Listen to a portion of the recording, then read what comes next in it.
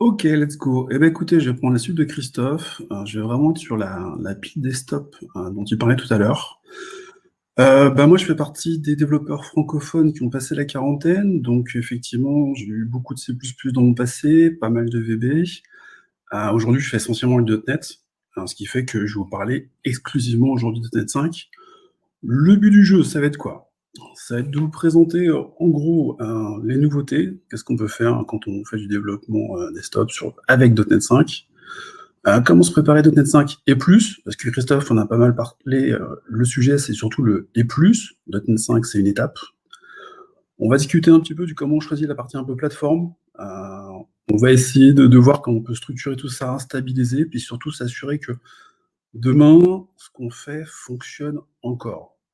C'est pour ça que j'ai mis un intitulé en dessous. L'objectif, c'est j'ai une application qui fonctionne aujourd'hui et elle est censée fonctionner demain. Alors, quand on écoute Microsoft, ils nous ont promis ça un sacré paquet de fois. Et ce qu'ils ont fait au fil du temps, c'est qu'ils nous ont pondu beaucoup de techno. Dernièrement, on se retrouve avec des choses qui fait que c'est très très difficile de faire le point. Aujourd'hui, on va essayer de voir quelle est notre situation. La situation, elle n'est pas. Je suis tenté de dire, côté .NET, elle n'est pas glorieuse, puisqu'en fait, sur 2 ans, Microsoft nous a accablé de termes. On l'a vu dans le chat tout à l'heure, quand Christophe discutait, on avait beaucoup de questions qui étaient posées sur Maui, sur WinUI. On a beaucoup de mots qui sont arrivés, qui ont débarqué dans des documentations, qui à un moment ont disparu des documentations. Je ne vais pas dire que c'était le calvaire, mais on n'en est pas loin quand même. On était sur des périodes où en fait on ne savait plus. Je prends un exemple. Quand on regarde WinRT, moi j'en ai un petit peu discuté avec Christophe, il y a une époque, on l'a mis en opposition avec WinJS. Enfin, c'était pas du tout la même chose. Aujourd'hui, on nous en reparle comme si finalement on remettait la couche, on va dire, métro de retour. C'est pas du tout ça non plus. Il y a beaucoup de choses qui se sont mélangées, qui sont confondues. On a des personnes qui sont entrées un petit peu dedans, qui ont voulu nous présenter le sujet, ça a été compliqué. On a des sujets qui sont arrivés même par eux-mêmes. Je prends par exemple de WebView 2. Limite, on nous a laissé sous-entendre qu'on allait faire des applications dans WebView 2. Et puis, on a quelques termes qui sont pointés, qui ont fait plaisir, et puis qui ont disparu aussi vite. Je prends l'exemple de VB16. Alors, il y a un VB16, hein, vous ne posez pas la question, hein, il existe vraiment ce VB16. C'est assez traumatisant parce qu'il n'y a rien dedans. Mais Microsoft nous a fait une numérotation, vous trouverez une page où on vous parle de VB16 et on vous dira VB16 est là, mais VB16 va évoluer puisque en fait on dépend de fonctionnalités de WinForm qu'on n'a pas encore intégrées dans .NET. C'est un petit peu compliqué, c'est un petit peu ardu, ce qui fait qu'aujourd'hui, quand on veut démarrer un projet, en fait, on va regarder les nouveautés. On va toujours s'intéresser aux nouveautés pour démarrer son projet. On va dire, tiens, il y a du ARM 64. Alors moi, j'ai bondi quand je suis allé lire les documentations sur les nouveautés par rapport à ARM 64, puisqu'en fait, on parle de natif, natif, natif, natif, natif. On ne va pas pondre du natif, hein. D'accord? On reste sur du .NET, c'est du code managé. J'ai poussé un article un peu coup de gueule ce matin sur le sujet parce que j'ai vu le terme natif pousser un peu partout sur tout ce qui est .NET Framework. On est toujours sur du code managé, soyons clairs. Au niveau nouveauté, par rapport à ce code managé, on a un certain nombre de choses qui ont évolué du côté WinForm. Donc on est surtout des disparitions de contrôle. J'ai vu des gens qui sont affolés sur le sujet. Faut pas s'affoler, hein. Ce qui a disparu, c'est des contrôles qui sont marqués comme étant dépréciés depuis 2005-2006 avec .NET 2. Donc leur disparition aujourd'hui va pas étonner grand monde. On a un certain nombre de contrôles aussi au niveau WinForm, je ne l'ai pas indiqué, mais qui ont évolué. Alors les personnes disent « Ah, c'est bien, il y a des évolutions en WinForm ». Les évolutions sont plus des problèmes de comportement qu'on avait des contrôles, des problèmes de focus, plus des problèmes d'accessibilité, des problèmes aussi des fois dans l'ordonnancement des événements, qui ne se produisaient pas dans le bon sens. Donc ça donne lieu à des choses un petit peu bizarres. On a beaucoup d'améliorations sur ces contrôles, mais surtout, pour les développeurs qui faisaient du ClickOns, on a enfin le retour de ClickOns. Quand je dis enfin, c'est que si vous êtes passé sur du .NET Core, vous n'aviez plus ClickOns. Si vous êtes resté sur .NET Framework, vous aviez encore ClickOns. Aujourd'hui, je suis tenté de dire .NET 5, c'est assez sympa. C'est peut-être le moment de migrer. À côté, on a eu les langages. Bon, je l'ai dit tout à l'heure, c'est pas une surprise là, j'ai carrément gommé VB, parce qu'il y a rien de nouveau. On est à C#9 qui est juste énorme, des nouveautés extraordinaires. Beaucoup d'évolutions qui aujourd'hui pour nous sont intéressantes puisque elles vont nous permettre beaucoup d'optimisation. On n'en est pas à, comment dire, à atteindre des choses mirifiques. On n'en est pas non plus à atteindre des promesses qu'a fait Microsoft. Je rappelle à une époque, pour ceux qui font du XAML, Microsoft nous a dit on va faire disparaître l'observable collection, on va vous mettre autre chose. À une époque, ils nous ont fait miroiter le fait d'utiliser des interfaces e-vector. À un moment, finalement, on n'a jamais vraiment pu les exploiter. Donc on nous a promis beaucoup de choses. C#9 ne remplit pas encore les conditions pour répondre à ces promesses de faire disparaître des choses qu'on veut voir disparaître comme l'observable collection, mais commence à apporter beaucoup de choses qui nous permettent en fait d'avoir sous le capot des solutions assez sympas. Je pense que vous verrez d'autres sessions, plein de sessions sur tout ce qui est Record et autres. C#9, c'est sympa. F#5, c'est sympa aussi. Ça arrive aussi avec beaucoup de nouveautés. Mais ce qu'il faut savoir quand on pense aujourd'hui en .NET Framework, enfin .NET 5, excusez-moi, j'ai encore la vieille habitude de dire .NET Framework, c'est très mauvaise habitude, ça va passer avec le temps. On a là des évolutions qui sont essentiellement sous le capot et qui sont essentiellement tournées sur comment on va avoir une solution orientée performance. On n'est toujours pas sur des performances identiques à du code natif, c'est clair, il faut vraiment l'avoir en tête. Par contre, on s'en rapproche de plus en plus. On a eu beaucoup d'évolutions, la compilation, le JIT, l'AOT, c'est des nouveautés, c'est des choses super intéressantes, mais aujourd'hui, quand vous allez voir, vous lancez un environnement .NET 5, pardon, j'essaie de ne pas dire un mot framework, hein, c'est dur. Quand on se lance dans .NET 5, on va avoir la fameuse vieille problématique, je lance mon projet, mais j'ai quoi? Aujourd'hui, vous avez, je ne vais pas le dire, hein, mais je vais le dire quand même, vous avez des vieilleries en fait. Oui, on a toujours WinForms, on n'a pas tué WinForms, et il n'y a aucune raison de tuer WinForms. Je l'ai pas mal entendu. WinForms est encore là, WinForms sera encore là demain, il n'y a pas de raison de s'en débarrasser, ça marche bien.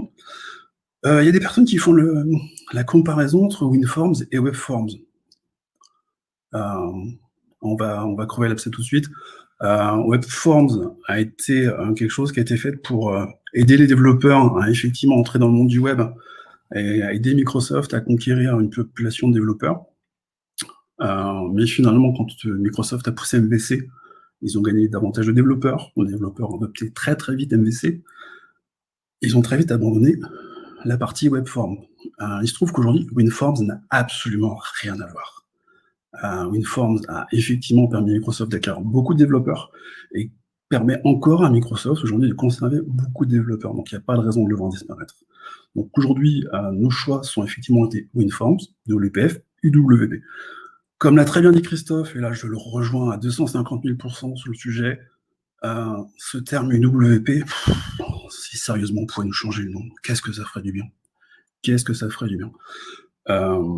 Mais il n'empêche que ça reste un type de projet qui est intéressant, qui, comme vous l'avez vu sur la slide tout à l'heure, permet de cibler un certain nombre de plateformes. Il ne faut pas penser uniquement Windows et puis donc console. On a aussi tout ce qui va être HoloLens, on a aussi tout ce qui va être partie Surface. Donc ça, c'est sympa. En termes de langage, on est toujours sur du C#, on est toujours sur du F#. Oui, F# est toujours bien présent. Ça n'a pas été une lubie de Microsoft à un moment. Et puis bon, VB vaincra, hein, je le dis à chaque fois, VB est toujours présent, mais honnêtement, posez-vous la question, savoir si demain, on aura encore l'ami VB. Honnêtement, j'aime bien la plateforme, hein, c'est très sympathique. Vu le manque d'évolution avec .NET 5, et qu'il n'y en a une aucune, je pense très sérieusement qu'on nous l'a conservé pour nous permettre de faire des migrations. Alors pourquoi je dis ça? Parce qu'en fait, quand on commence à lancer son projet, on va se poser beaucoup de questions. On a l'impression finalement, ce que je viens de dire, que je reviens toujours avec les mêmes sujets. Pour certains même qui sont là depuis longtemps, ils diront ah, c'est marrant, 2006, on avait presque les mêmes slides, on n'avait pas eu WP1. Mais n'empêche qu'on avait le sentiment de voir les mêmes choses. Oui, c'est toujours les mêmes choses. Le principe de Microsoft, je pense que les personnes qui le comprennent le mieux, c'est les personnes qui utilisent le pack office. Pourquoi je prends les personnes qui utilisent le pack office en exemple, c'est l'objectif, c'est de permettre aux utilisateurs de migrer, de conserver ce qu'ils ont fait. Nous, on va conserver notre code, on va le faire évoluer, certes. Des gens qui ont des documents sur Office, ils vont prendre des vieux documents, ils vont les faire évoluer au fil des différentes versions d'Office et continuer à les utiliser aujourd'hui, en 2020. Aujourd'hui, en tant que développeur, Microsoft nous a un peu traités comme ça, un peu comme des utilisateurs d'Office. C'est-à-dire qu'on a notre Visual Studio et on a ces différentes évolutions qui font qu'aujourd'hui, bah voilà, on peut bosser, on a quelque chose qui marche encore bien, pas de souci. On a effectivement toujours VB, peut-être qu'il va disparaître. On a toujours WinForms, aucune raison qu'il disparaisse. On a toujours WPF, on entend beaucoup des détracteurs, effectivement, comme Christophe tout à l'heure, les très gros projets, on ne voit pas de projet sur WPF. On a aussi une problématique, moi j'ai vu sur beaucoup de projets WPF sur lesquels j'ai intervenu, les personnes n'ont pas forcément bien compris ce qu'ils faisaient avec WPF. Ils sont bien faire beaucoup de choses avec, sans comprendre vraiment ce qu'était WPF, sans comprendre non plus ce qu'était le MVVM, parce que le MVVM, on lui a tout mis sur le dos, mais vous le verrez tout à l'heure, j'en parle un peu plus de MVVM. Déjà, c'est pas un pattern. Il faut qu'on arrête de dire que MVVM est un pattern. C'est une chose qui n'existe que dans le monde XML, qui n'existe nulle part ailleurs. On nous dit régulièrement, c'est un pattern, c'est pas un pattern. Il y a même des personnes qui parlent d'anti-pattern. Je la rejoins un petit peu.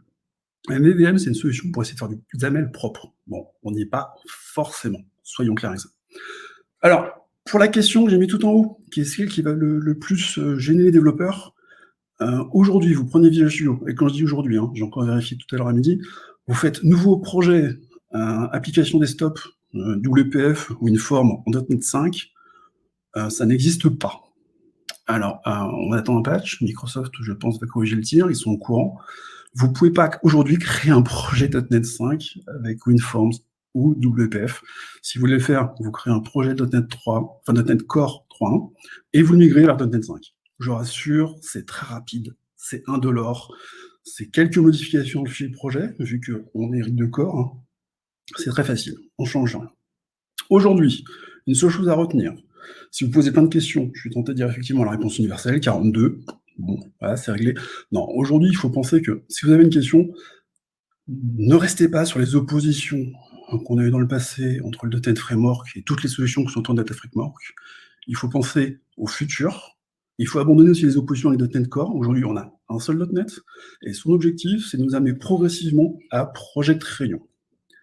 Alors, Project Réunion, on va essayer de faire un petit peu le point sur ce que c'est, sur pourquoi ça existe, qu'est-ce que ça apporte. Aujourd'hui, si on veut préparer le présent, dès à présent, excusez-moi, son projet, et puis commencer à se préparer pour le futur, il faut déjà comprendre que .NET 5, c'est une solution effectivement à adopter. Project Réunion, c'est l'avenir. Et parmi Project Réunion, la partie où on parle le plus, c'est WinUI. Alors, aujourd'hui, Project Réunion, pour démystifier la chose, et très clairement vous expliquer ce que c'est. Project Réunion, pour en parler, moi j'aime bien expliquer à chaque fois comment foirer un projet. Alors, comment foirer sa compréhension de Project Réunion, ça va être très clair. C'est penser que Project Réunion, c'est un nouveau type de projet. C'est absolument pas un nouveau type de projet. C'est penser que Project Réunion, c'est un remplaçant de WP, WPF. C'est pas vrai. C'est pas non plus une solution cross-OS. Project Réunion, c'est quelque chose que vous allez effectivement pouvoir utiliser pour travailler et faire votre développement. Ok ? Mais vous partez de votre application existante, qu'elle soit WinForms, WPF, UW, et vous allez pouvoir utiliser des composants de Project Réunion. J'ai une phrase que j'essaie de faire pour qu'elle soit sans ambiguïté, c'est que, je suis désolé, pour une fois, je vais faire un peu le gars qui lit, mais Project Réunion, c'est une solution pour nous faciliter les accès à des API de Windows. Okay. Quand on dit Project Réunion, on a tout de suite le fameux C# WinRT pour les développeurs .NET, ou WinRT C#, ça dépend, les gens l'appellent un peu comme ils veulent, dans quel ordre. Nous, on va avoir des choses pour nous simplifier l'accès à ce qu'il y a en dessous, à ce qui est sur la machine.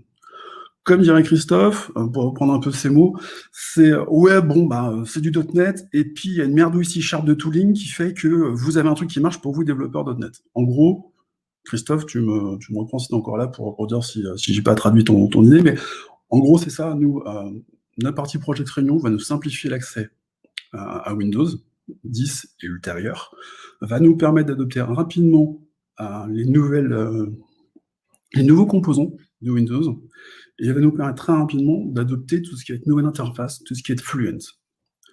Pour ceux qui ont fait WP, vous avez pu voir qu'avec Microsoft, il y a eu beaucoup de souffrance avec les différentes évolutions qui ont eu lieu sur Windows. Beaucoup de nouveaux API, beaucoup de nouveautés, et on n'en profitait pas tout de suite. Il fallait attendre que l'utilisateur fasse des mises à jour d'OS. Il fallait attendre beaucoup de choses. On a perdu beaucoup de temps quand on a fait de WP, et puis on a perdu beaucoup de développeurs. Ça a été un petit peu embêtant. Aujourd'hui, si on prend Project Réunion, on peut d'ores et déjà en utiliser certaines parties. Alors, quelles sont-elles? Pour l'instant, on peut vraiment dire qu'on n'en a que deux. On a la partie WinUI, qui va nous permettre d'avoir une interface dite aujourd'hui Fluent, toute la partie Fluent API, enfin, plein de choses un peu rigolotes, un peu sympathiques, tout ce qui est Fluent Design, on a plein de choses au niveau design, et puis on a la partie vraiment qui va nous rendre possible des accès faciles aux API de Windows, donc la partie C# WinRT. Ces deux choses-là, on peut les mettre dans son projet sans difficulté. On a des package nuggets pour ça. Alors, quand on a des package nuggets pour ça, oui, on va clarifier un petit peu la chose pour la partie WinUI. Aujourd'hui, WinUI 2, c'est un petit peu embarrassant pour les développeurs qui font du WinForms ou qui font du WPF, puisqu'on va se retrouver dans la situation où on va dépendre en fait de XAML Iceland. Pour les gens qui ne connaissent pas la partie XAML Iceland, c'est juste une librairie qui va nous permettre de faire du hosting de nos contrôles qui viennent du WP dans la partie WPF ou WinForms. J'ai beaucoup entendu dire qu'on ne pouvait pas le faire avec WinForms. C'est totalement faux. On peut très bien utiliser XAML Iceland pour charger des composants UWP dans la partie Windows 32, donc WinForms WPF. Alors, je dis WP parce qu'en fait, on va se servir de ça pour, après, charger les contrôles qui viennent de WinUI 2. Alors, c'est un peu tordu, effectivement, on a l'impression de faire des poupées russes, c'est à peu près ça. Donc, dans votre projet, vous allez avoir, par exemple, si je prends un projet WinForms, je vais charger les composants de la Iceland, je vais charger WinUI 2, et puis, je vais pouvoir avoir mes contrôles de WinUI 2 qui seront dans mon interface WinForms ou WPF. Voilà, pour faire simple. XAML Iceland est vraiment le pont vers ces interfaces. Demain, et c'est ce qu'on souhaiterait avoir aujourd'hui, mais on ne l'a pas, on l'aura demain, donc avec .NET 6 normalement, si tout se passe bien, peut-être avant. Microsoft a prévu beaucoup de previews sur le produit, ils ont une super roadmap qui est super bien expliquée sur GitHub, c'est de l'open au niveau des contrôles, pour nous, et la manière dont nous on a les utilisés. En dessous, on n'a pas tout le cœur de la meule, c'est pas évident non plus à saisir pour les développeurs .NET. Donc, concentrons-nous sur juste le fait de dire qu'aujourd'hui, on a cette situation un petit peu moche, je reviens en arrière, avec XAML Iceland un peu au milieu, qui va nous permettre de charger du WinUI 2, et demain, tout ça disparaît, on va pouvoir prendre notre application, qui sera du WinForms, ou du WPF, et on pourra exploiter directement notre ami WinUI, en version 3. Voilà, j'espère être assez clair là-dessus. L'objectif, c'est effectivement de passer temporairement, pendant 1 an, peut-être 2 ans, par ce pont XAML Iceland, et demain, le faire disparaître et être tranquille. Alors, quand je dis ça, il va y avoir des cris, il va y avoir des réticences, il va y avoir des hurlements, parce qu'on va passer à cette obligation, finalement, dans cette logique, à savoir être vraiment sur une logique où je vais avoir du code .NET, C#, F#, oui, j'ai rayé VB, et avoir en plus la partie interface qui, elle, sera une interface WinUI, donc WinUI 2, c'est du XAML, XAML Iceland, c'est du XAML, et on va pouvoir utiliser ces deux composants, donc notre code, et puis notre interface côté markup, côté XAML. Alors, la partie C# on va pouvoir exploiter directement tout ce qu'on entend d'accès à WinRT, c'est sympathique. La partie XAML va nous donner l'accès à WinUI. C'est ce qu'on fait aujourd'hui avec XAML Iceland. On prend XAML Iceland et on va changer des composants de WinUI. Voilà comment ça va fonctionner pour, au final, avoir une application Windows assez sympathique qui emploie des contrôles menés. Vous n'êtes pas obligé de le faire. Par contre, si vous ne le faites pas aujourd'hui, dites-vous quand même qu'il va falloir quand même passer à XAML. Les gens qui ne veulent pas faire de XAML, qui ne veulent pas entendre parler, WinUI va reposer dessus. On est déjà dessus avec WinUI 2, WinUI 3, il n'y a pas de raison qu'il nous change tout, qu'il nous casse tout. On sait que Microsoft a beaucoup changé, mais ce serait quand même une très grosse surprise. Alors, pour ceux qui, comme moi, ont une vieille bibliothèque, je suis allé faire le tour dans mes étagères et j'ai retrouvé, je me suis amusé à me rendre compte que finalement, le code plus markup, ça me disait quelque chose. C'est un super bouquin finalement de Charles Petzold qui date un peu, mais c'est rigolo de voir que finalement en 2020, on en revient finalement avec les mêmes principes, effectivement, pour cette isolation de code avec notre langage préféré, C Sharp, VB, F Sharp. Je dis VB, oui, VB va en CRA, allez, j'en mets une petite dose pour faire plaisir, mais l'année prochaine, vous n'entendrez plus personne dire ça. Et puis la partie interface, XAML. Donc le markup, dites-vous que XAML, faut y passer. Il va falloir y passer. Ça va pas être évident tout de suite pour ceux qui n'en ont jamais fait. C'est pas non plus hyper douloureux, je vous rassure. Alors, la chose qui choque et qui dérange XAML, c'est MVVM. Allez, on lâche le mot. Je me suis fait plaisir en mettant une paire de petites phrases rigolotes en dessous. Pour être tout à fait honnête sur MVVM, pendant des années, on a mangé du MVVM. Pendant des années, ça n'a pas non plus été forcément d'une grande clarté, notre ami MVVM. On a aujourd'hui un petit peu de tout quand on regarde des applications MVVM, et je suis tenté de dire effectivement, il n'y a pas un MVVM, mais 1000 manières de mal faire du MVVM. Je vais vous présenter quelques bonnes pratiques pour ne pas rater vos MVVM. N'hésitez pas à la fin si vous avez des questions sur le sujet. C'est des pratiques que moi j'ai isolées finalement suite à plusieurs codes que j'ai explorés, plusieurs bévues que j'ai rencontrés, et puis surtout suite à un certain nombre de critiques de développeurs qui faisaient du WinForms, qui me disaient ouais mais dès qu'on passe en WPF, qu'est-ce que c'est moche, qu'est-ce que c'est pas beau. Pas beau en termes de performance, hein, pas esthétique. Même si bon, on a eu beaucoup de gros contrôles en début de WPF, ça a été c'est cauchemardesque. Aujourd'hui, on retenait bien, MVVM, c'est pas un vrai pattern, c'est quelque chose que chacun met un peu à sa sauce. Il y a des personnes qui défendront le discours totalement contraire. Dans la pratique, MVVM, c'est pas tout évident. Alors, pour rendre MVVM plus sympa, plus évident, il y a un certain nombre d'erreurs qu'il faut déjà faire comprendre aux gens pour qu'ils comprennent mais d'où viennent les erreurs MVVM. Pourquoi est-ce qu'il dit qu'MVVM, c'est pas bien? MVVM, il y a beaucoup de développeurs qui vont nous pondre ce genre d'interface. Une interface pour la vue, une interface pour le view model.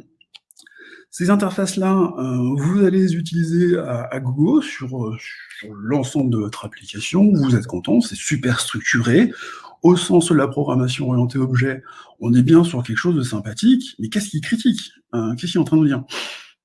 On est sur une application qui est en code managé. On est sur du .NET. Sur .NET, notre garbage collector, à partir du moment où on commence à avoir des objets qui référencent des objets qui eux-mêmes se référencent, on appelle ça une référence circulaire. Tant que vous ne libérez pas une des références, vous ne libérez pas une des ressources, l'autre ne peut pas être libéré. Résultat, moi j'ai déjà vu beaucoup de formulaires qui étaient fermés. Elles étaient fermées, aucun problème. Par contre, tout était en mémoire. Donc notre application, il y a des personnes qui me disent « Ah, j'ai des fuites de mémoire ». Des fuites de mémoire en .NET, c'est quand même un truc assez rigolo. Je pense que les développeurs qui travaillent dans le cœur de la meule vous feraient 2 tonnes d'anecdotes sur le sujet. Avec MVVM, vous allez très vite vous retrouver dans cette situation, si vous voulez à tout prix, que votre vue connaisse le view model, que le view model connaisse la vue, vous vous retrouvez en situation où tout le monde se connaît tellement bien, tout le monde a tout en référence. Alors, vous allez me dire, il y a du découplage et que des interfaces. Oui, n'empêche qu'au sens gestion de votre mémoire, gestion du cycle de vie de votre application, vous êtes dans une situation où il va bien falloir à un moment libérer des ressources. Les développeurs, quand on leur parle de libérer des ressources, ils nous sortent toujours le high disposable. Le high disposable, c'est pas non plus le Pérou, ça fait pas tout. Si vous ne l'appelez pas, si de chaque côté, je parle vue et view model, vous libérez pas les ressources et que chacun a pour référence l'autre, vous restez dans cette référence circulaire et ça bouge pas. Oui, c'est exactement ça, tout à fait. MVVM, il faut la pratiquer avec WF Silverlight pour le comprendre. Oui et en plus avec Silverline, je suis en santé de rajouter un petit détail, ça sera quasiment, je veux dire, le 1er terme qui sera employé sur la prochaine slide. C'est qu'à partir du moment où vous voulez que votre MVVM fonctionne, vous allez vous retrouver dans cette situation où la première chose à faire, ça va être de pratiquer ce qu'on appelle le view first, ce qu'on avait en Silverline quand on faisait une navigation. C'est on choisit, alors moi personnellement, je choisis d'être dans une orientation view first. Pourquoi? Parce que la plupart, des solutions que Microsoft nous a pondues ces dernières années ont été vraiment orientées sur G-navigation avec des vues. WPF est véritablement l'exception, qui confirme la règle, mais n'empêche que WPF est largement arrivé avant les autres et a un peu copié, Uniforms sur ces notions de navigation, d'affichage des boîtes de dialogue. Donc aujourd'hui, si vous prenez une solution, historiquement, effectivement, Silverlight, si vous prenez Xamarin Forms, si vous prenez aussi tout ce qui va être UWP, on va avoir des classes qui nous servent à déclencher une navigation, qui font qu'on va avoir nos contrôles d'interface, donc notre vue, qui va arriver avant l'instanciation du moindre vue modèle. Donc je conseille vivement, quand vous faites du développement MVVM, donc XAML, donc prochainement WinUI, de passer par ce concept de dire je prends une classe, cette classe ça me sert à la navigation dans mon application, vous pouvez le faire d'ores et déjà avec du WPF, vous pouvez le faire déjà avec du WinForms quand vous allez utiliser Xamarin, et cette classe va avoir pour responsabilité d'utiliser tout ce qui va être notion d'inversion de contrôle, d'injection de dépendance, pour demander la création des vues et fournir à cette vue le view model. En appliquant ce genre de solution, vous serez toujours tranquille. Vous allez avoir 2 avantages. Le premier, vous aurez un seul endroit finalement où vous allez gérer tout ce qui est inversion de contrôle. Les gens qui font du MVC avec SPNet vont se dire: «Mais pourquoi ils posent tout ça?» Mais parce que justement, les gens qui font du MVC avec SPNet, vous ne posez pas la question de cette problématique du comment fonctionne l'injection, à quel moment l'utiliser. C'est parce que votre solution est telle que le routage, donc la navigation finalement, va déclencher l'appel des contrôleurs qui sont en dessous. On est exactement, enfin moi je vous propose, quand on fait du MVVM, c'est exactement le même contexte. Prendre une classe qui se charge de ce travail, qui se charge vraiment de rationaliser tout ce beau monde, et vous permettre d'avoir un seul point pour gérer l'instanciation des vues, et donc directement des vues modèles. Et surtout, surtout, surtout, ne faites jamais l'erreur de créer des composants graphiques via les vieux modèles. Vous allez vous retrouver dans ce que je disais juste avant, à savoir avoir à un moment un problème de référence, puisque on va commencer à référencer des éléments graphiques dans le vieux modèle. On a des data binding qui sont très puissants, qui sont très performants. Utilisons-les et utilisons-les de manière à ce que ce soit la vue qui mette à jour son vieux modèle. Au niveau de cette vue, moi, il y a beaucoup de choses que j'ai pu entendre, j'ai pu voir dans le passé, qui ont conduit à des problèmes de vraiment contre-performance. Le premier problème, et alors là je l'ai clairement identifié, c'est une problématique de code. Les gens qui font du MVVM ont cette, je sais pas d'où vient l'idée, mais cette idée qu'il y a un data binding dont il faut utiliser que ça. Alors quand on fait du MVVM, il n'y a pas que le data binding dans la vie. Vous avez le droit d'avoir des events. Le gros avantage quand vous avez le droit d'avoir des events, c'est que vous n'êtes pas obligé d'activer tous les events en même temps, c'est assez sympathique. Donc vous n'avez pas des problèmes de chargement qu'on peut avoir sur certains formulaires WPF. Moi j'en vois beaucoup. On veut tout charger au début, on veut tout mettre à l'écran, on veut tout balancer, on balance toute la sauce. Allez, tout est bindé, tout est associé. C'est parti, ça va marcher. Vous avez 2 tonnes d'éléments au niveau du view model, vous avez 2 tonnes de contrôle, et quand vous êtes sur l'interface, vous avez un seul bouton visible. Venez pas me dire que vous avez un problème de performance avec WPF quand vous êtes dans ce contexte.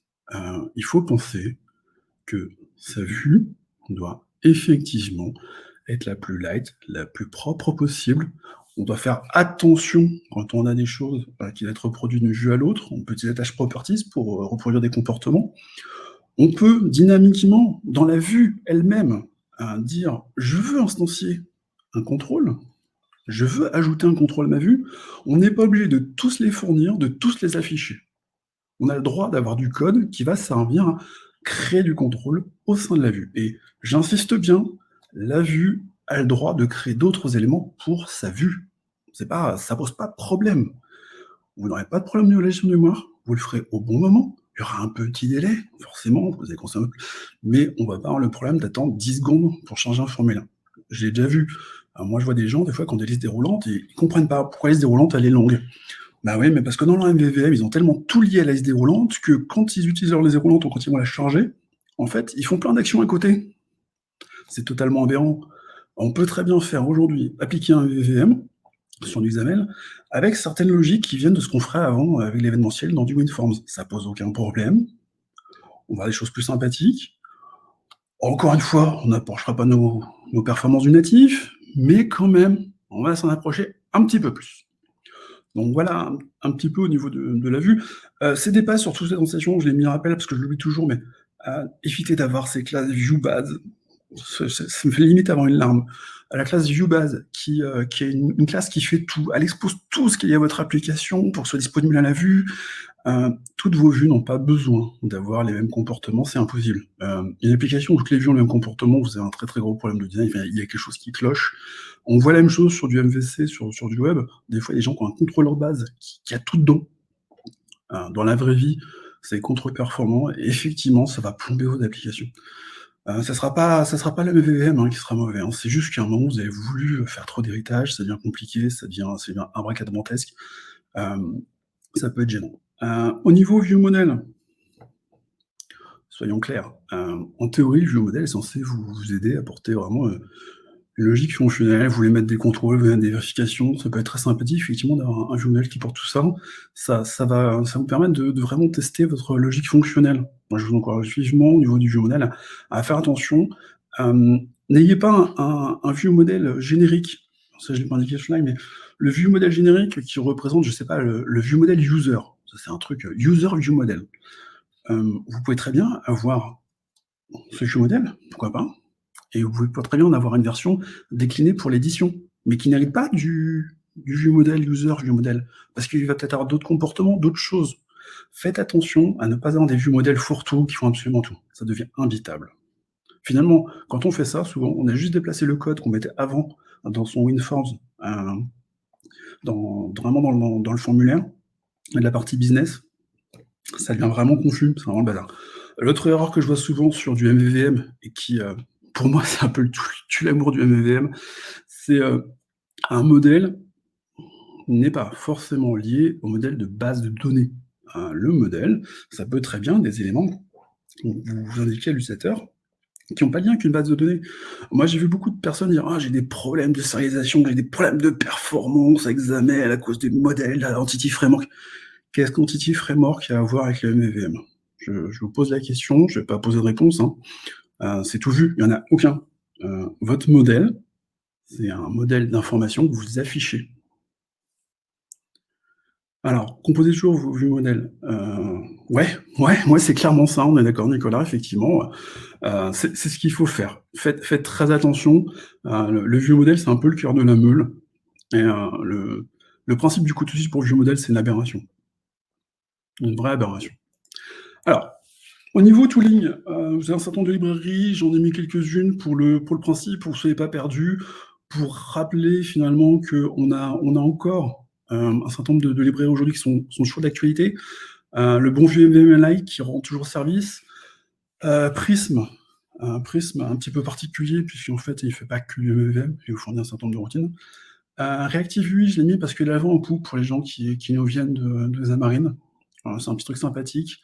Par contre, il a vraiment été orienté pour du Xamarin dans une logique qui, aujourd'hui, correspond pas forcément à ce qu'on sera amené à faire demain. Donc, je le mets toujours. Je suis pas sûr que ce soit la meilleure solution. Je pense que des MVM Lite et des Prism seront un petit peu plus faciles à utiliser. Je rappelle une chose très importante, Prism est vraiment orienté, on fournit une solution avec une ossature. MVM Lite fournit beaucoup de composants qui permettent d'avoir une ossature. Par contre, il faut le voir plus comme une boîte à outils. C'est vraiment pas les mêmes produits. Alors, excusez-moi, il y a un commentaire qui vient d'arriver, j'ai pas vu. Oui, oui, techniquement, c'est ça. C'est pour ça qu'en fait j'aborde la suite. C'est bien parce que les commentaires finalement ils font découler les slides tout seuls. Qu'en fait du MVVM, vous ne pouvez pas le faire sans imaginer avoir à un moment une notion d'injection. Votre view model, ne doit à aucun moment, sur le plan technique, avoir un lien étroit avec votre vue. Votre view model, n'a absolument aucune notion de la techno qui sera employée au niveau de la vue. Alors il y a beaucoup de personnes qui disent avant: «Ouais, mais c'est bien, comme ça je vais intercaler les vues, je vais les remplacer». J'ai jamais vu un projet qui, pour de vrai, hein, remplaçait les vues. Heu, j'ai cherché, je n'ai toujours pas vu.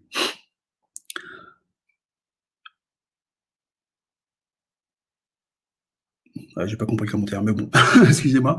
Donc, au niveau, injection, pourquoi j'en parle? Parce que l'injection va vous permettre d'avoir un certain nombre de bévues. Je vous laisserai les slides pour que vous puissiez y jeter un œil. Hem, la démo sera enregistrée, donc vous pourrez tout lire. Le principe, c'est faire comprendre la notion de modularité. Moi, l'injection, pourquoi je la conseille? Pour demain, vous avez besoin d'anticiper une nouvelle, API qui vous est fournie par Microsoft, de faire évoluer les choses dans WinRT. On va pouvoir y accéder. Si on pratique la notion d'injection, on va pouvoir avoir un module qui sera vraiment dédié à un usage. Je prends l'accès aux fichiers ou l'accès au réseau. Vous allez faire des modules spécifiques que vous allez injecter dans votre application pour ces fonctionnalités-là. Quand elles évolueront, vous n'aurez qu'un point d'entrée, qu'une seule évolution à faire. Ce sera plus facile, ce sera beaucoup plus testable. Et puis surtout, votre application, vous pouvez très bien, dès aujourd'hui, la tester sans que cette partie-ci soit finalisée, ni même sans que cette partie-ci, soit gênée par, une quelconque évolution de l'API. Vous avez cette notion de mock qui va vous permettre de vraiment tout simuler, c'est assez sympathique. Je vous encourage très, très, très fortement à faire l'injection telle qu'on l'a fait aujourd'hui, dans l'ASP.NET. On peut très bien le faire sur, une application aujourd'hui, WinForms, WPF, IWP, ça pose aucun souci. Pour y arriver, on a un certain nombre de solutions. Je vais les prendre dans le désordre, excusez-moi. On a le Travis Autofact qui est toujours aussi pratique. On a Prism que je remets encore parce qu'effectivement, il y a des notions d'injection, c'est sympathique. Prism, vous allez aussi pouvoir l'utiliser avec Autofact. Prism, vous allez pouvoir l'utiliser aussi avec un certain nombre d'autres fournisseurs pour faire de l'IOC, pour faire de l'injection. Donc vous allez pouvoir faire des choses sympathiques. Une petite préférence, tout le monde ne sera pas d'accord, mais j'aime beaucoup, la solution qui est fournie par Microsoft, le fameux Host Builder générique. C'est le même c'est la même logique qu'on va pouvoir utiliser pour la partie MVC, ASP.NET. Donc quand vous avez des développeurs qui jonglent entre les 2 mondes, c'est très pratique puisqu'ils vont pas avoir à réapprendre. Vous pouvez déjà le faire avec Autofact, hein, vous pouvez pouvoir jongler entre 2 mondes. Mais la partie Host Builder générique a un petit avantage supplémentaire, c'est qu'elle nous permet de gérer la configuration, de l'application via un fichier. C'est directement intégré, comme on le fait dans une application ASP.NET. C'est-à-dire qu'on pourrait dire, le host builder, il va aussi me charger une configuration d'après un fichier. C'est tout intégré, on n'a pas besoin de réinventer la roue. Je suis tenté de dire, si quelqu'un a inventé la roue, autant l'utiliser, hein. C'est un petit peu, j'enfonce des portes ouvertes, mais en gros, le principe est là. Host builder générique, très sympathique. Alors, concernant l'UI, j'ai 2 slides pour vous parler un petit peu de la qualité du UI. Pourquoi 2 slides? Alors certains vont me dire: «Ah, ça fait beaucoup!» Oui, ça fait un peu beaucoup. C'est un peu beaucoup de slides parce qu'en fait, vous avez dans ces slides, des choses qui sont pas forcément toujours expliquées. Dans ces slides-ci, vous avez des parties vraiment qui sont courantes, à part la partie commentaires. Je sais pas, les développeurs sont allergiques aux commentaires de manière générale. Alors des commentaires dans XML, ils ont du mal. Vous avez le droit de mettre des commentaires dans XML, ça va pas vous détruire vos performances. Je rappelle aujourd'hui que le XML, c'est quelque chose qui va être compilé, hein. Donc on va pouvoir avoir des choses assez sympathiques. On n'est plus bloqué comme on était bloqué avant, on se dit: «Ah, qu'est-ce qui m'arrive dans mon XML?» Non, commentez pour que les développeurs puissent comprendre votre interface, savoir ce qu'il y a dedans. Une chose qu'on rappelle, que les développeurs ont totalement oublié, c'est arrêtez, s'il vous plaît. Arrêtez de faire des contrôles couteau suisse qui font tout. Quand vous avez besoin de rajouter un comportement particulier sur un bouton, ajouter des animations à un contrôle, on peut très bien le rajouter juste en mettant des attach properties, juste en mettant des templates, répliquer les templates, réutiliser les templates à volonté. Utiliser les styles à volonté, ça vous évitera, d'hériter des contrôles de base. Ça vous évitera d'avoir et d'une, des problèmes de performance et de 2, d'avoir des problèmes quand ces mêmes contrôles vont évoluer. Donc vous préparez déjà le futur et vous allez avoir beaucoup, beaucoup moins de tracas. Très honnêtement, ça vous évitera des très grosses surprises. Alors, une chose qu'on oublie de dire, qui est très importante, on dit toujours aux développeurs, quand ils font leur dictionnaire de style, heu, ayez plusieurs fichiers pour les ressources. C'est bien pour s'organiser, hein, je suis parfaitement d'accord. Par contre, une seule chose, pitié, pitié, pitié, ne chargez pas tous vos dictionnaires dans le fichier app.xaml. Il n'y a rien de pire pour détruire les performances. Non seulement vous avez des problèmes de performance au lancement de l'application, mais en plus, vous allez charger au sein de votre application des ressources que vous n'avez peut-être jamais utilisées, parce qu'elles sont utilisées uniquement sur un formulaire. C'est vraiment, pour moi, j'aurais peut-être dû le mettre en rouge, finalement, cette partie-ci. Vraiment penser, fichier app.xaml, évitez d'en faire un fourre-tout, d'accord? Vous avez le sentiment d'avoir bien fait les choses en mettant plusieurs dictionnaires? Oui. Si vous les appelez tous, en lancement de votre application, ça va pas être terrible et effectivement, ça c'est le genre de choses qui pètent totalement la réputation des applications WPF, malheureusement. Une petite partie à laquelle on pense pas toujours, je suis désolé, j'y suis sensible, ça fait des années que je lutte pour l'accessibilité numérique, donc j'en mets une petite couche. Aujourd'hui, l'accessibilité numérique, c'est pas que pour les personnes en situation de handicap, c'est aussi pour les utilisateurs qui ont du beau matériel. Quand je dis beau matériel, vous avez, un super écran, une résolution, 8K, bon, vous êtes riche là. Vous avez une résolution 4K, on va réduire un petit peu la taille quand même, et vous vous retrouvez dans cette situation où finalement votre interface elle est moche, elle est moisie. Aujourd'hui sur du XML, vous pouvez très bien, je vous encourage à aller voir la documentation, avoir plusieurs images, plusieurs assets de tailles différentes pour représenter exactement la même chose et Xaml se chargera pour vous de charger l'image adaptée au DPI de votre écran et l'écran de vos différents utilisateurs. Donc vos utilisateurs vont pouvoir avoir quelque chose qui sera toujours propre. Pensez-y. Pensez aussi à mettre effectivement des assets pour, les petites tailles, puisqu'on peut aussi se retrouver dans une situation où, l'écran de l'utilisateur est de très mauvaise qualité et vous pouvez avoir des icônes qui ne ressemblent pas du tout à ce que vous attendez une fois qu'ils sont réduits. Très important. On classe ça en accessibilité. Bon, ça fait partie du confort de tous les utilisateurs, c'est pas que des utilisateurs handicapés. Autre chose très importante, moi ça m'horripile, j'ai vu sur beaucoup d'applications, je le vois encore plus sur les applications web. Faites attention, à tout ce qui est test au clavier, votre application, on doit pouvoir faire comme le terminal, hein. On lance son terminal, on manipule au clavier. Vous êtes exactement dans la même situation, hein, votre application, on peut la manipuler au clavier. Moi j'ai vu beaucoup d'applications, alors très peu WPF, mais plus d'applications WinForms, où on voit que les utilisateurs enfin les développeurs ont beaucoup utilisé le designer, résultat on se retrouve dans une situation où les contrôles étaient mis de manière un petit peu, comment dire? C'est pas homogène, on a commencé par le bas du formulaire, après on a mis le haut. Amusez-vous, regardez ce qui se passe au clavier quand vous utilisez la touche tab et vous allez vous rendre compte un peu que votre curseur, il navigue partout dans l'écran. Ça sera très désagréable. Imaginez quelqu'un qui est en situation de handicap, qui peut pas manipuler, votre interface à la souris. Elle pourra jamais utiliser votre interface si elle passe du bouton qui est tout en bas, au bouton qui est tout en haut, ou à textbox qui est à droite, à celle qui est tout en bas à gauche. Ça va être un calvaire. Il y a des développeurs qui disent pour régler ça, on prend le tab stop. C'est la solution de dernier recours, hein. Je vous encourage vivement à remodeler votre interface, faire attention, aux différents conteneurs qui sont dans l'interface. On a la possibilité d'avoir un outil qui s'appelle Accessibility Insight, qui est un outil, qui a été fourni par Microsoft, qui est, comment dire correctement et proprement, le regroupement de tous les outils un petit peu compliqués à utiliser qu'il y a Microsoft à l'époque pour tout ce qui était contrôle d'interface. Celui-ci centralise tout ce qui vous permet, de vérifier que votre interface est correcte, elle est conforme et vous n'allez pas avoir de blagues. Quand je dis de blagues, c'est que donc vous allez pouvoir en voir, ici la complexité de votre interface, voir à quel point, vous êtes dans la bonne direction ou à quel point vous êtes au contraire dans la mauvaise direction. Vous allez pouvoir directement voir avec Accessibility Insight, l'arbre de votre application, tout en étant en dehors de l'application et en dehors de Visual Studio. Donc ça peut être pratique finalement pour sortir un peu de son idée et de se mettre un petit peu autre chose. Je l'encourage vivement à y jouer. Utiliser les fameux thèmes qui sont mis à disposition. Donc là, ça en accessibilité, mais finalement, maintenant que c'est à la mode dans les applications dark, on peut le faire. Allez-y.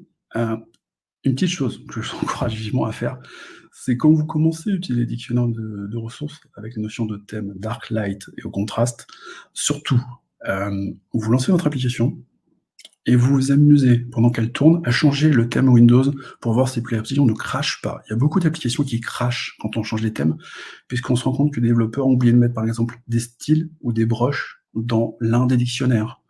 Le dictionnaire du dark a des broches, le dictionnaire du light les a pas, le dictionnaire au contraste les a pas du tout. Ou des fois, il y a des noms qui ont changé.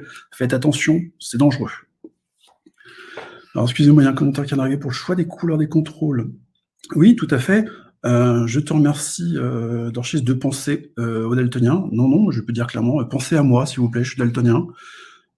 Oui, aujourd'hui, on peut effectivement avoir des problèmes au niveau des choix de contrôle. Je suis tenté de dire que le problème pour les daltoniens, on a tendance, je ne vais pas dire à le voir moins, hein, moi je le subis de moins en moins. Pourquoi? Parce que Windows a été adapté. Et puis aussi une autre chose, c'est qu'on est arrivé avec des interfaces, vous allez voir, quand on fait du WinUI, quand on sera utiliser les contrôles de Microsoft, et dans une situation finalement où on a beaucoup travaillé les typos. On a beaucoup travaillé les tailles de base fournies dans WinUI, c'est assez sympathique, et surtout des notions de contraste, de couleur, qui sont très très sympathiques. Donc vous risquez d'avoir beaucoup moins de difficultés avec WinUI. En tout cas pour y tenir. Alors, le tue-l'amour des développeurs aujourd'hui, quand vous faites du WPF, on le voit beaucoup sur le WPF, c'est vrai que j'ai tendance un petit peu à moins le voir avec du WinForm, mais il y a quelques temps, on m'a montré des exemples avec WinForm, les fameux frises d'interface. Alors, comment dire?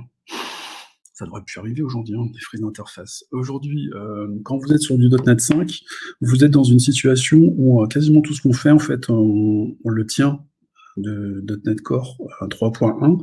.NET Core 3.1 a déjà fait le ménage, hein, donc il y a beaucoup de méthodes qui étaient synchrones qui n'existent plus. Moi, j'ai mis, pour être gentillet, .NET Framework n'a pas cette élégance, oui. Demain, quand vous allez faire vos migrations, une des premières étapes sera certainement justement de vous débarrasser de tout ce qui est code synchrone, pour effectivement, c'est la 5 await, pour ne pas avoir à friser l'interface. Ça vous évitera des grosses surprises, ça vous évitera les écrans blancs, ça évitera aussi les choses qu'on voit beaucoup, les gens qui disent « Ah, j'ai fait du Fluent avec UWP », finalement, à chaque fois qu'ils resize l'écran, on a des problèmes de resize, parce qu'en fait, ils font tellement de choses sur le thread d'interface au moment où ils se resize, ils n'attendent pas la fin du resize, ça donne des trucs super moches. A508, c'est là pour ça. Je suis tenté de dire utiliser, quoi. On résiste à l'envie de lancer ces threads à la main, on fait très attention si on les lance à la main, si on prend les tasks par exemple. On pense à utiliser la notion de cancel pour annuler la task, on devrait ne pas avoir de problème. Et surtout le dispatcher, c'est vraiment le dernier recours. Résister à cette tentation du dispatcher. Pour finir, très rapidement, localisation de l'UI, un certain nombre de contrôles. J'ai essayé de slide pour que vous puissiez l'avoir en termes de documentation. Pour moi, la partie qui est importante, c'est savoir qu'il y a un multilingual toolkit qui est très pratique. Et surtout, j'ai mis un petit slide pour résumer les notions. Donc demain, très clairement, vous êtes sur du C# ou du F# avec du XAML, VB, je pense qu'il va falloir oublier. Vous serez sur effectivement du XAML, dans un premier temps du XAML Island, et puis demain, on abandonnera des XAML Island pour aller directement à du 8.3. Et puis, moi, les 3 notions que je vous encourage, hein, c'est rester sur des MVVM pour structurer votre application, l'IOC et la DI. Les tests unitaires vous permettront, en plus de stabiliser l'application, quand vous faites les montées de niveau, de ne pas avoir de problème de documentation. Beaucoup de développeurs ne savent pas ce que font vos applications. Quand ils lisent les tests unitaires, en théorie, ils sont censés avoir tous les cas traités par l'application. Donc les tests unitaires codés, c'est aussi une partie de documentation qui est assez intéressante. Voilà pour tout. J'espère avoir parcouru l'ensemble du sujet. On est rapide. J'espère que c'est bon. François? Oui, c'est bon, on est pile dans le timing. Bravo. J'ai mon fichier Excel, moi je tue. Pardon? J'ai mon fichier Excel pour suivre. Sans ça, ce sera jamais bon. Très très bien. On a le temps pour une ou deux questions. Ensuite, on fait la pause café virtuelle. Ou pour autre chose, hein, ça c'est comme vous le sentez. Et on reprendra dans 10 minutes. Alors, est-ce qu'il y a des petites questions, des précisions à demander, ou on se met en pause et on se retrouve à 16h10 maximum?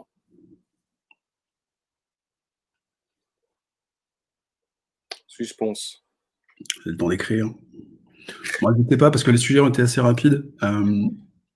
Pour remettre une petite dose, vous n'êtes pas obligé aujourd'hui de partir sur du WinUI 2.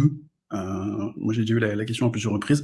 Vous pouvez très bien continuer à être sur ce que vous êtes aujourd'hui, mais il va falloir à un moment penser à ce que doit être votre interface quand on l'utilise avec du XAML. Et donc, il y a un moment, il va falloir s'intéresser à comment je monte mes styles XAML, comment je monte mes templates XAML pour que mon application demain, quand WinUI 3 sera là, j'ai pas tout à faire, puisque en fait, on va garder beaucoup d'éléments de XAML qui viennent, entre autres, hein, WPF. Microsoft ne fait que régulièrement réinventer la roue, hein. Je fais un petit parallèle pour les gens qui sont passés sur du WinForms avec les dernières montures. On a beaucoup de nouveautés qui viennent de feu, enfin, on nous a dit feu, un WPF à l'époque, c'est que ce serait plus utile. Ça continue. Ok. Bon, bah écoute, je pense que tu as été très très clair. En tout cas, a priori. Ah, si, petite question sur WinForms. Alors, la migration. Je l'avais pas vu.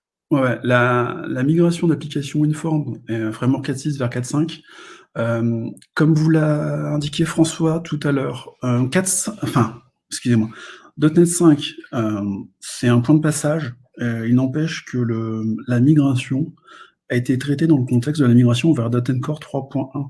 Donc il y a une documentation qui existe aujourd'hui, qui est défendue par Microsoft, pour expliquer comment migrer de .NET Framework 4.6 vers .NET Core 3.1, et elle s'applique aussi à la migration de .NET 4.6 vers .NET 5. C'est exactement le même process. Ok. Ok. Ok, bon, très très bien. Une petite pause de 6 minutes et puis on se retrouve à 16h10 pour les deux premiers quickies, les sessions 3.1 et 3.2. Donc on va parler Grafana et Microsoft. Donc si vous ne connaissez pas Grafana, c'est l'occasion. Voilà, donc et c'est Christophe qui s'en chargera et ensuite on enchaînera immédiatement par Projet Orléans. Donc avec Julien et Nicolas. Donc rendez-vous dans 6 minutes chrono.